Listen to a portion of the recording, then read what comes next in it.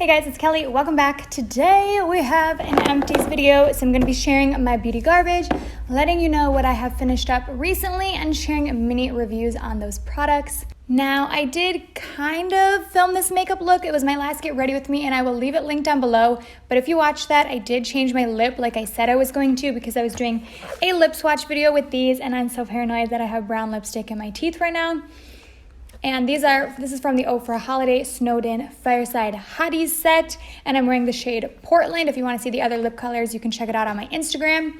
But also, if you watch that Get Ready With Me, you know that I was kind of struggling with those cream shadows. So what I ended up doing, because I wasn't feeling my look, is I went to my beloved Sigma Enchanted palette, and I put Metamorphosis all over top, and as I suspected, if you watched the video, those cream shadows are fantastic bases to put underneath shadows, and I feel like it made Metamorphosis look so cool.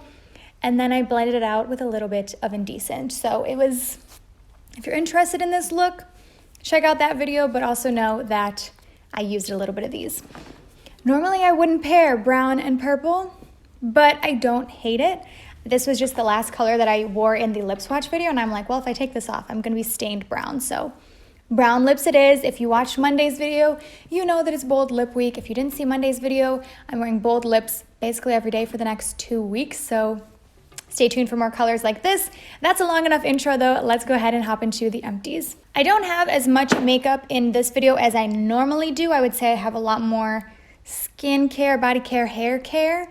So let's start off actually with these two sponges. Now this one was supposed to be mentioned in my last empties video, but I forgot to throw it in the box. This is the Real Technique sponge. I do really enjoy this as an affordable sponge. I do still think that the AOA $1.55 sponge is better than this, but I think for $6, this is a great sponge. I do like that it has the flat angle to push products in. It's pretty soft, but not as soft as this one, you guys. I wish this sponge wasn't $15 because if it wasn't, this would probably be the only sponge that I use. But because it is, I feel like I'm gonna keep playing around with other sponges. I would repurchase this. Did I tell you what it is? This is the Ophir sponge, and this is probably one of the softest sponges I've ever used. Probably actually is the softest sponge I've ever used. Even when right now it's not even wet and it's still so soft, and it blends out makeup seamlessly. I feel like it doesn't soak up much product in comparison to some other sponges. And now that I've gotten used to how soft this is, I will use a normal sponge that I used to like, and I'm like, this feels like a rock compared to my Ophir sponge. So if the softness of your sponge is your number one thing, you will love this sponge because it is so smushy. I also finished a mini mascara. This is the Milani Highly Rated Mascara, and you do have a decent sized wand to it. It is a natural bristle wand. I would describe this formula as more of a wet formula, but I would say it does dry out relatively quickly. So even if you prefer more of a dry formula, just let it sit for a week or two. And I did enjoy this, but it's not my favorite drugstore mascara, especially for the price. This is around $10, and I think that the Essence ones are better. I just don't prefer the way that this builds up. I find that if you're just a one coat kind of person and you don't want a ton from your mascara, but you want to get a decent amount of length and volume, I think you will like this. But if you are like me and you like to pile on the mascara and you don't want your mascara to clump, I have like very high standards for my mascara. So for me, I think this is a good mascara, but it really doesn't compete with some of my favorites like the Lash Princess or like the Essence Volume Mascara. So I like it. Would I buy it again? Probably not. Let's talk about something that I would buy again. This sunscreen is one of my favorites, and a lot of you guys have been asking me for sunscreen recommendations, and I think if you have oily skin, this is the product that I would direct you towards. This is the Bare Republic Mineral Sunscreen Tinted Face Edition. So edition is not part of the name, but it says tinted face. So the thing about this is it does have a tint to it. Let me see. You can kind of see it in the cap. It is kind of a light beige. So for me, the tint matches my skin tone pretty well. So there are a lot of days that I will just wear this, and I like the evening out that it does to my skin. You know, coverage is extremely minimal. It's just a sunscreen, but I do appreciate the tint, but I'm not sure how it would work for someone with a deeper skin tone. I feel like it could go either way. It could either be great because it eliminates the white cast, or it could be too light and it could leave you kind of gray. So I would love to hear from someone who has a deeper skin tone that's tried this, what your experience with the tint is. But this is one of the most matte sunscreens that I have found. It's very smooth on the skin. I even like it as a base underneath my makeup because it really smooths the skin out. I will say I find that I have to be careful with the other products that I mix it with because it is that really like mattifying, smoothing finish.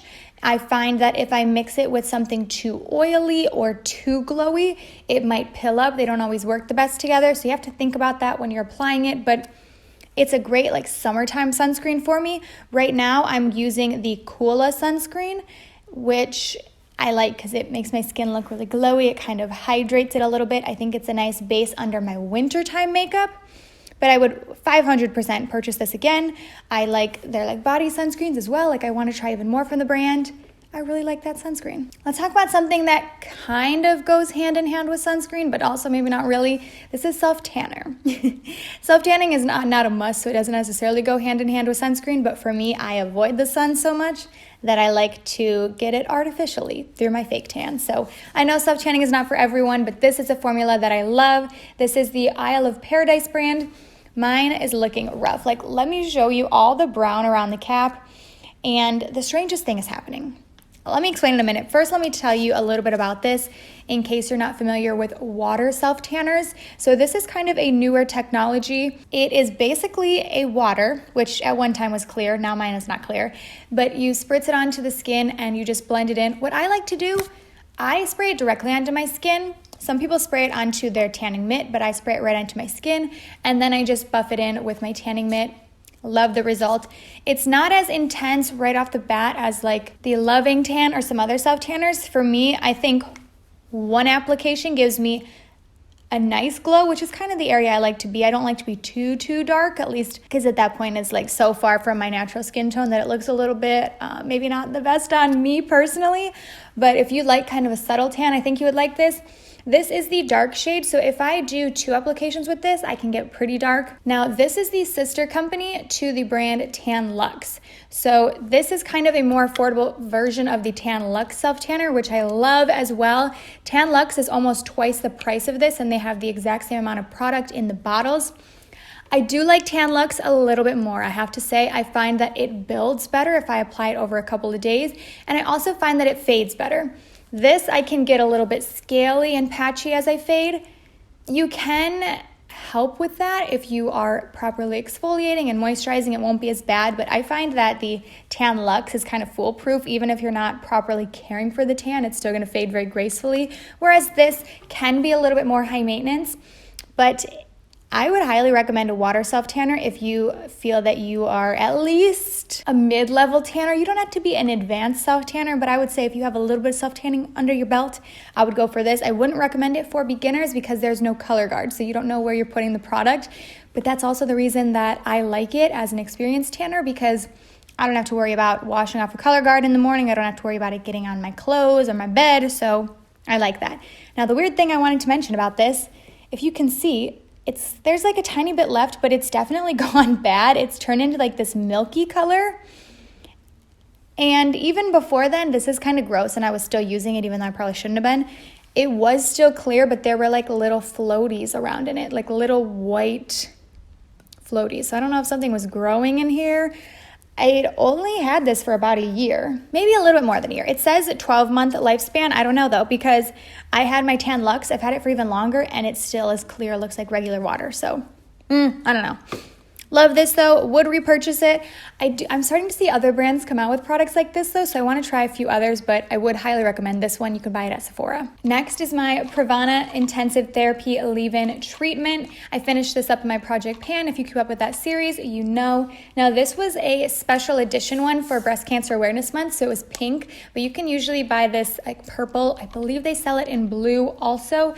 This is a great treatment to put in your hair after you get out of the shower. When my hair is still wet, I will spritz this in. It was actually given to me by my friend Kelly, who also does my hair sometimes, and she like raves by this. She's a hairstylist and she uses it on most of her clients, and I really enjoy it. Her daughter, who's one of my best friends, uses it also, and she says that if she doesn't use this in her hair, she like can't comb out her hair after the shower. So I would say if you struggle with tanglies, tangles in your hair, I would suggest trying that product.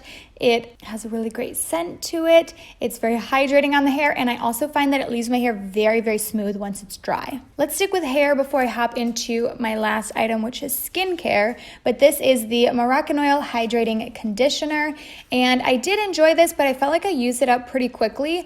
I felt like, I can't really explain why, but for some reason, it almost felt like I needed a lot of this product to hydrate my hair. So I think if you need very intense hydration, if you have very damaged hair, this might not be enough for you, but I think for just a regular everyday conditioner, I don't think it's bad. It is a bit pricey, especially when you consider it's 8.5 fluid ounces, so it's not a gigantic bottle, but I would say if there was like a fantastic sale going on, I would repurchase it.